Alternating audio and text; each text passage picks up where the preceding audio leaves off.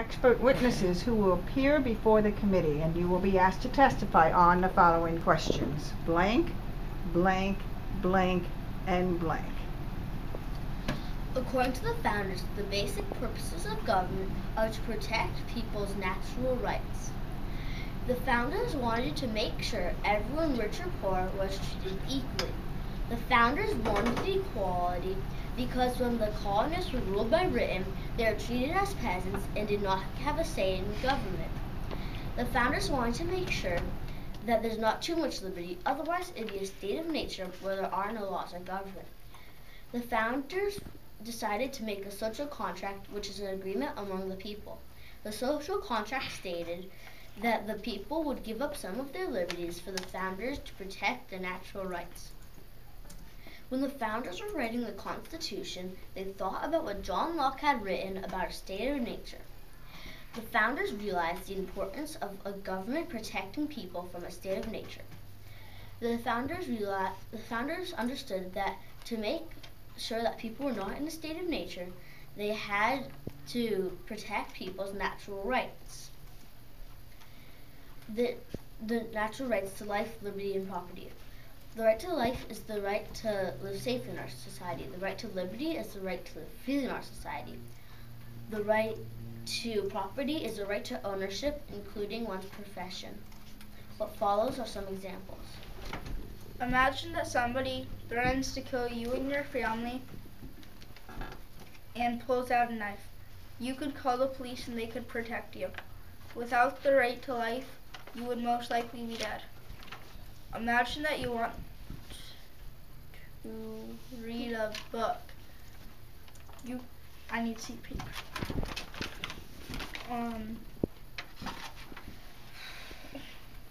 You can read the book even if somebody else or our government doesn't believe in it. Without the right to liberty, you would not be able to read that book. Suppose you own a house. Nobody can take it away from you and say it is now theirs.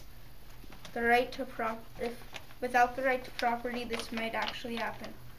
As you can see from these examples, the founders had a great insight on the purposes of government and making the Constitution an everlasting document. The framers chose to make a constitution because they wanted to make an organized and written document of government. They believed that if they were to achieve the purposes of human rights or natural rights, then they had to formally and officially write it.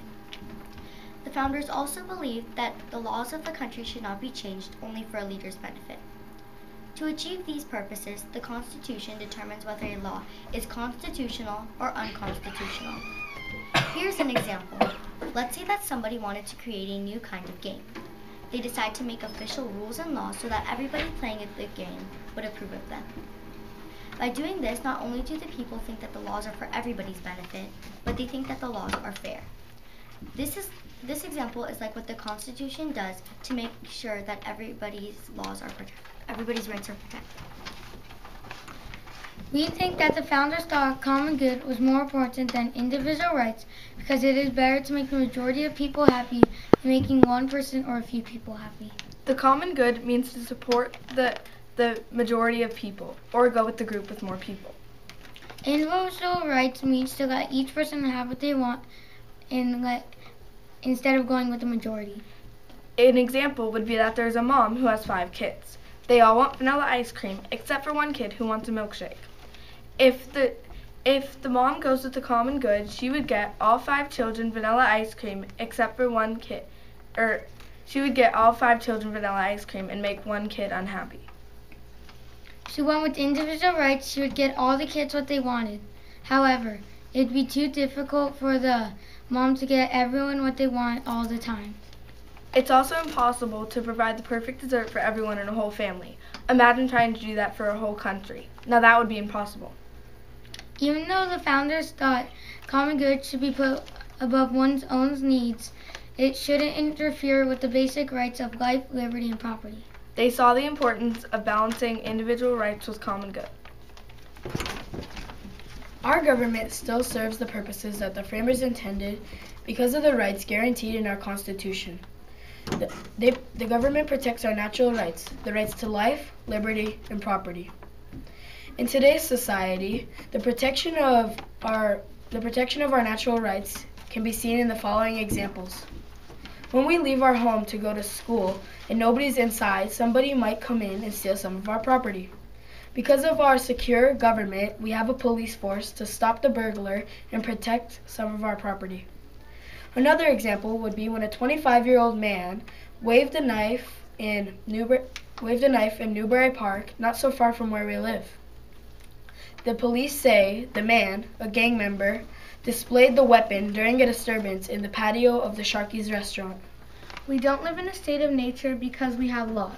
We also have a court system that makes sure laws are carried out fairly and equally. From our previous examples, no court system will cause the burglar to be tried in court and be given a fair punishment, and you shouldn't make a big disturbance or do something bad with a gang for no reason.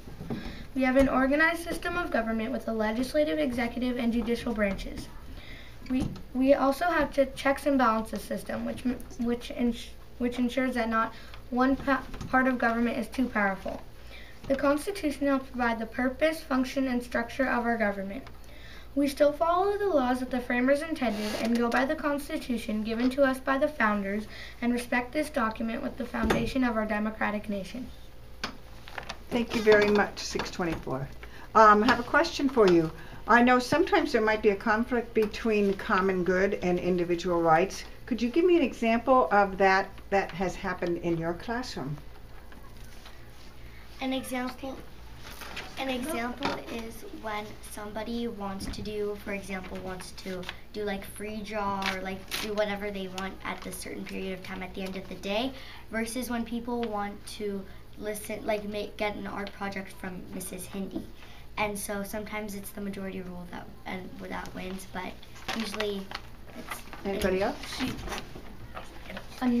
Another example would be if only one person or like 5 people out of 35 people wanted to say read a book silently, but all the other 30 kids wanted to just read with the class and read all together. And you wanted to say... Another example would be if a lot of them want to go outside and because we could use the city points to get 500 of them. Some people might want to go outside, or some people might want to stay inside and do stuff. It happens a lot, but we take a vote, and that's when the common good wins. When what the majority of people want. Thank you. Do you always rely on the teacher to decide on the common good? No, we don't, because sometimes the teacher could want something, but sometimes the kids could overrule her because she's only one person and the kids are 35. And the teacher doesn't have the right to tell us what to do. Well, most of the time she does, but she sometimes, if we're not doing anything and she says, let's just do math problems, and we want to do something else, she's only, like Zach said, she's only one person. She can't overrun us. Yeah. So would you say it's an equal opportunity classroom? Yes. Yes. Yeah. Also, if the teacher says that they have to do math problems during language arts time, and more people and most of the kids want to do language arts, then they could override the teacher.